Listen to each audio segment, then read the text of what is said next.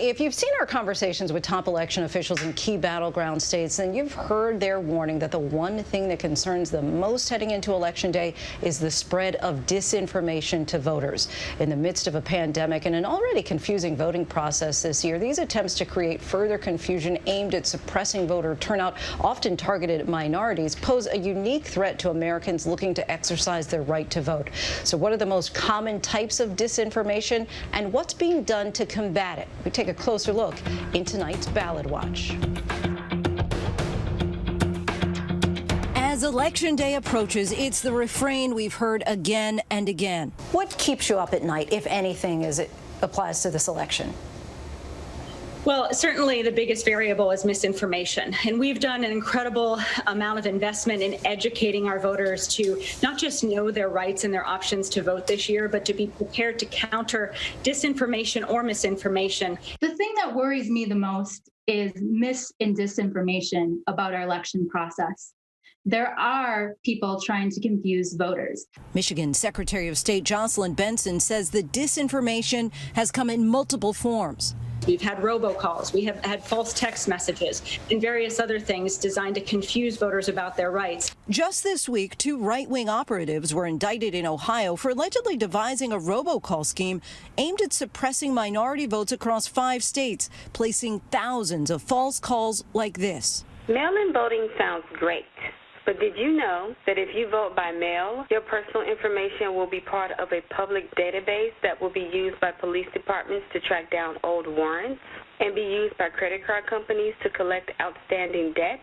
The CDC is even pushing to use records from mail-in voting to track people for mandatory vaccines. A federal judge also called their actions electoral terror using telephones, computers, and modern technology and ordered them to stop robocalls before Election Day. The 2 men have pled not guilty to similar charges in Michigan.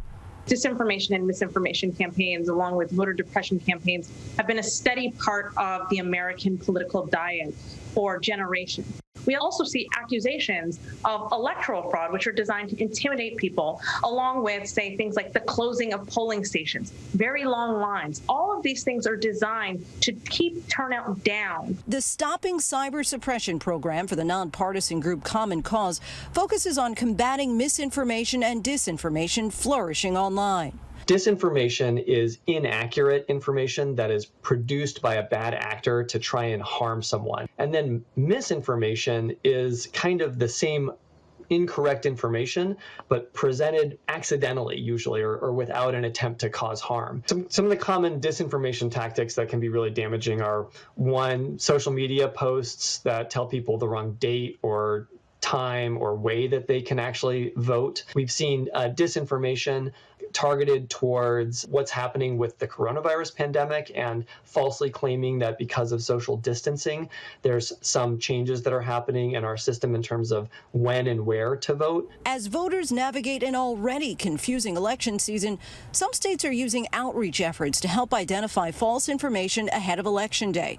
And voter education groups are working to counter misinformation, especially in minority communities, on how Americans can vote. There's a lot of misinformation, particularly on social media, right? You cannot go into any social media and not see false information about vote by mail and how it is not safe and how it leads to fraud. What we're trying to tell people is that none of that is based on facts. Communities of color and communities where there's a large immigrant population or English isn't always the first language are frequently targeted by voter suppression efforts offline and online. That follows just a long history of racial voter suppression attempts in this country to prevent communities of color from gaining the franchise and gaining political power. And what we see online follows right in that same pattern. And with the final election results potentially up in the air for days, officials warn the misinformation threat doesn't stop on Election Day. I am concerned that in the week between Election Day and when 100% of ballots are counted, that space could be filled with disinformation and misinformation, conspiracy theories, lies, things designed to undermine confidence in our election. Hi, everyone. George Stephanopoulos here. Thanks for checking out the ABC News YouTube channel. If you'd like to get more videos, show highlights, and watch live event coverage, click on the right over here to subscribe to our channel. And don't forget to download the ABC News app for breaking news alerts. Thanks for watching.